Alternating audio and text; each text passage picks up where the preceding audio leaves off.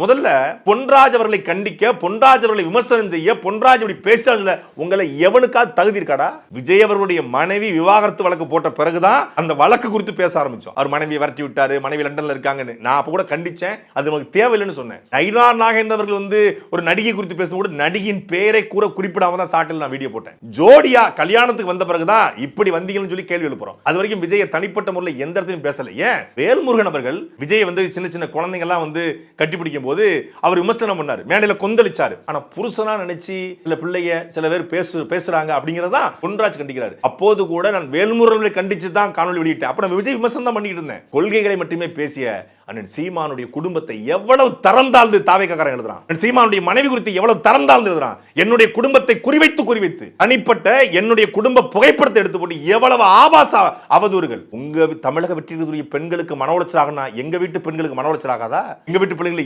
இதை இரும்புல செஞ்சு வச்சிருக்கா? அப்ப எவ்வளவு அவதூறு, எவ்வளவு ஆபாசம், எதுவுமே தெரியாத ஒரு பொய் கதைகளை உண்மையா சமூக வலைதளம் அவ்வளவு பரப்புறான். உன் தாமதத்தால் மரணம் கரூர் மரணத்தை நம்ம விஜயை கடுமை விமர்சிக்க தொடங்குறோம். அதுல நான் உறுதியா இருக்கிறேன், விஜய்னால தான் அந்த மரணம் நிகழ்ந்தது, மாற்று கருத்தே கிடையாது. 41 பேர் சாவுக்கு விஜய் தான் காரணம், மாற்று கருத்தே கிடையாது. எட்டி கூட பார்க்கல, ஒரு இரங்கல் அறிக்கை போடல. அந்த கேள்வி எழுப்புறோம். உன்னுடைய படத்துக்கே நீ பேச மாட்ட. நீங்க எழுதுறீங்களே, எவனா தமிழக வெற்றி கழகத்துல மனசாட்சி உள்ள, இன்னைக்கு பெண்ணியம் பேசக்கூடிய, இன்னைக்கு கண்ணியம் கட்டுப்பாடெல்லாம் பேசக்கூடிய, ஒழுக்கத்தை பத்தி பேசக்கூடிய ஒருத்தன் இப்படி பேசக்கூடாது. அரசியல் பேசுனா அரசியல் பேசுங்க. சாட்டை துருவங்கள் கேட்டா அவரை கேள்விகளுங்க. அவ குடும்பத்தை பேசக்கூடாது எவனா சொல்லிருக்கீங்களா? நீங்க இப்ப மட்டும் ஏறிட்டு பொன்ராஜ் கண்டிக்கிறீங்க. பொன்ராஜை கண்டிக்கிறது உங்களை எவனுக்குடா தகுதி இருக்கு? யாரா எங்க குடும்பத்தை பத்தி பேசல?